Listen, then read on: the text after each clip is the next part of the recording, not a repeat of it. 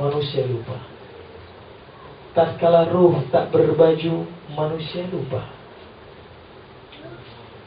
Padahal yang dikatakan manusia itu sesungguhnya dimensi spiritualnya, bukan dimensi fisiknya. Karena itu dalam sebuah pernyataan Orafa yang mengutip dari pernyataan Imam Ali bahwa apabila manusia dalam perjalanan spiritualnya berjalan dari alam materi menuju kepada alam misari, menuju kepada alam ukul, menuju kepada alam lahut, maka manusia tatkala mencapai makam lebih daripada materi menuju kepada alam misari saja, di situ mulai terkikis dimensi-dimensi materinya, sehingga manusia menjadi malakut. Tatkala menjadi malakut, manusia dimensi hewaniahnya tidak muncul.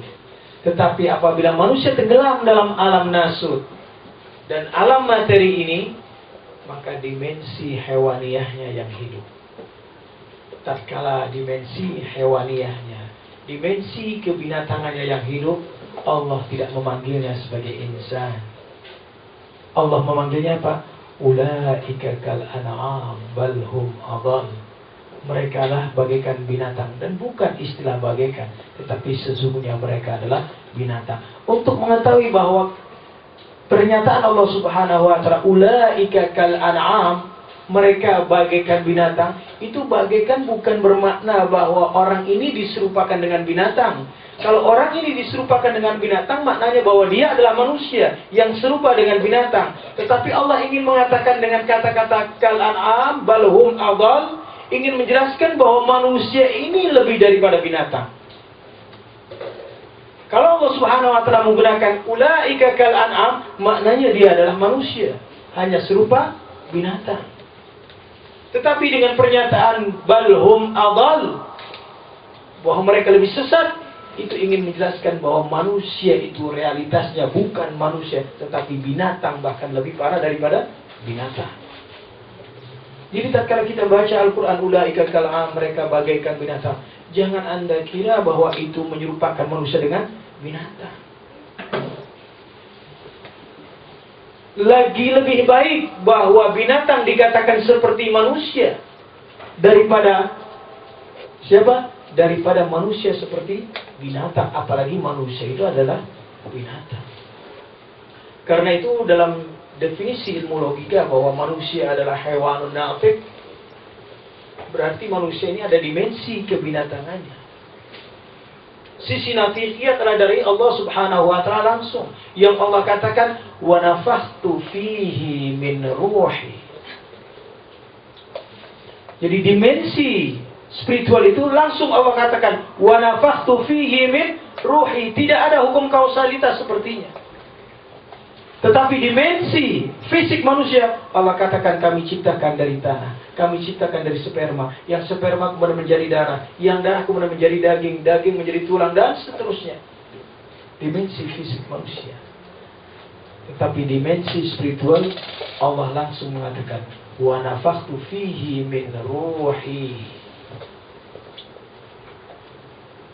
Tidak berdasarkan hukum kausalitas, langsung Allah Subhanahu wa ta'ala. Karena itu apa?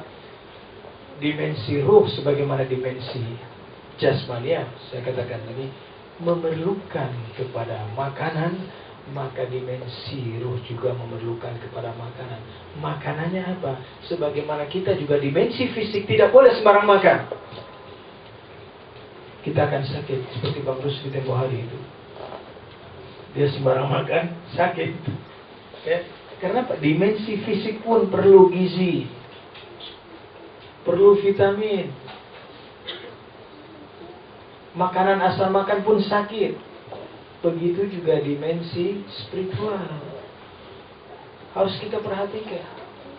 Bahkan dalam sebuah riwayat juga yang nanti insya Allah kita akan bahas tentang ma'rifatullah pada pertemuan yang lebih lanjut lagi, dan bagaimana para urafa sampai kepada maqam arifin dengan cara bagaimana itu kita bisa mengetahui bahwa mereka dimensi spiritualnya selalu diperhatikan.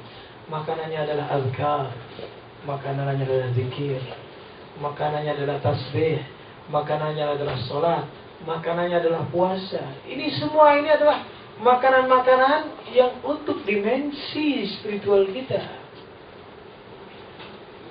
Sholat itu Allah sengaja berikan 5 waktu dalam sehari semalam itu sebenarnya untuk mengimbangi lajunya dimensi materi kita. Agar senantiasa kita ini punya rapot itu tidak semuanya merah. Ada kembali apa rapot di sini? Ya. Kalau ada eksem itu ada nilai. Nah ini Allah Subhanahu wa Ta'ala menghadiahkan kepada kita sholat 5 waktu itu sebenarnya upaya untuk memberikan suatu motivasi, semangat baru lagi dalam sisi spiritual kita. Karena itu termasuk saran-saran dan anjuran daripada orang salihin, sholat yang dilakukan secara tergesa-gesa tidak membuahkan nilai maknawi. Sholat yang dilakukan karena terburu-buru, ingin cepat, dalam keadaan gelisah, itu tidak membuahkan hasil. Meskipun kita katakan bahwa menghormati waktu itu penting ya, tetapi kata Orafa, sholatlah di saat Anda dalam keadaan hati tidak gundah. Sholatlah Anda di saat Anda tidak terburu-buru dengan pekerjaan-pekerjaan Anda, dalam suasana yang tenang dan hening. Sholat.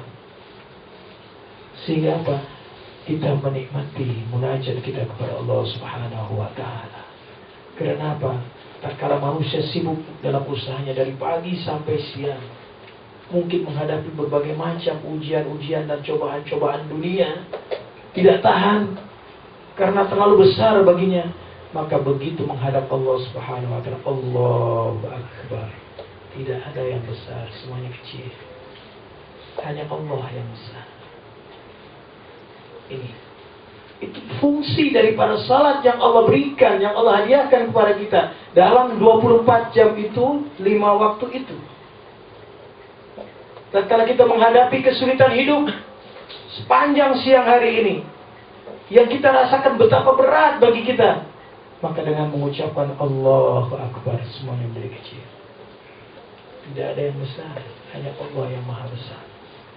Kemudian manusia memulai memuji, Alhamdulillah, supaya manusia tidak sombong. Tatkala manusia mendapatkan kenikmatan dari pagi sampai siangnya, ingat, semua kenikmatan milik Allah. Jangan kau kira itu adalah usaha Anda. Jangan kau kira itu adalah karena karya Anda, ilmu Anda. Tidak. Ini semua semata-mata karena Allah Subhanahu wa Ta'ala. Karena itu jangan kau pernah puji dirimu sendiri. Pujilah Allah Subhanahu wa Ta'ala.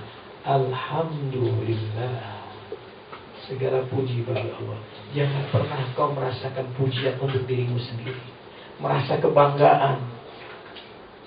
Yang terkadang ibu dan ikhwan-ikhwan, ini penyakit hati yang seperti ini tipis sekali.